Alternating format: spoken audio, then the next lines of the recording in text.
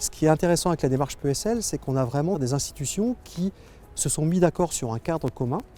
Et ce qui fait que l'on soit du côté de l'État ou des collectivités ou la CAF, chacun va porter le même discours. Donc en fait, on a, sur les conditions de réussite d'un PESL, on a pu maintenir depuis à peu près une dizaine d'années un langage commun, une culture commune et une culture liée à l'engagement de chacun pour essayer de trouver des solutions, en tout cas apporter le meilleur à cette démarche PESL. Est-ce que je souhaite que cette dynamique continue? Oui, bien sûr, on n'en est qu'à la première étape.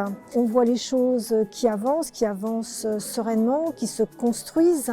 Ça permet d'avoir une vision commune et partagée sur le territoire, sur que sera le territoire demain, comment le parcours des familles pourra être facilité sur ce territoire de vie. Il s'agit aussi de l'attractivité en fait, du territoire qui est là en jeu.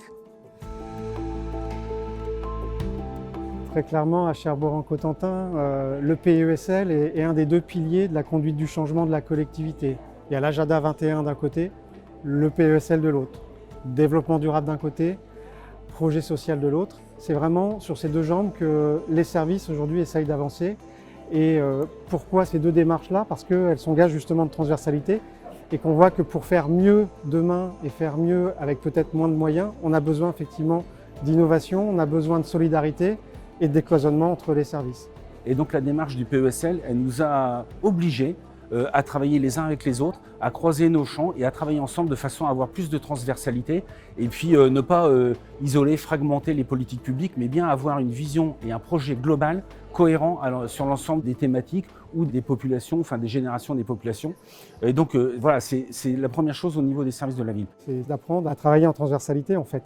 C'est ça le sujet, je pense, qui est posé dans le PESL, c'est décloisonner les regards et produire en transversalité des idées qui donnent envie à tout le monde d'avancer. Et qu'on voit que pour faire mieux demain et faire mieux avec peut-être moins de moyens, on a besoin effectivement d'innovation, on a besoin de solidarité et de décloisonnement entre les services. D'abord, moi j'ai été très satisfait de voir la participation importante et on le voit encore ce soir. Il y a plus de 200, 220, 250 personnes qui se sont déplacées, qui nous accordent une soirée. Ça prouve que la démarche intéresse. Et puis les propositions qui sont faites nous permettent d'alimenter notre projet, je vous en ai parlé tout à l'heure. Et donc par exemple, sur ce mandat-là, sur le mandat 2020-2026, nous avons mis en application des choses qui sont nées de la réflexion collective lors du précédent mandat. Je pense aux ateliers citoyens de proximité par exemple, ou même à la pétition citoyenne, et je pourrais avoir d'autres exemples. Donc les projets sont émis, les idées sont émises, c'est travaillé, c'est creusé, et ensuite on arrive à mettre en place des choses qui sont proposées par les habitants, au service des habitants. Ça me semble aussi, en tout cas pour un maire, une bonne démarche pour co-construire la ville de demain.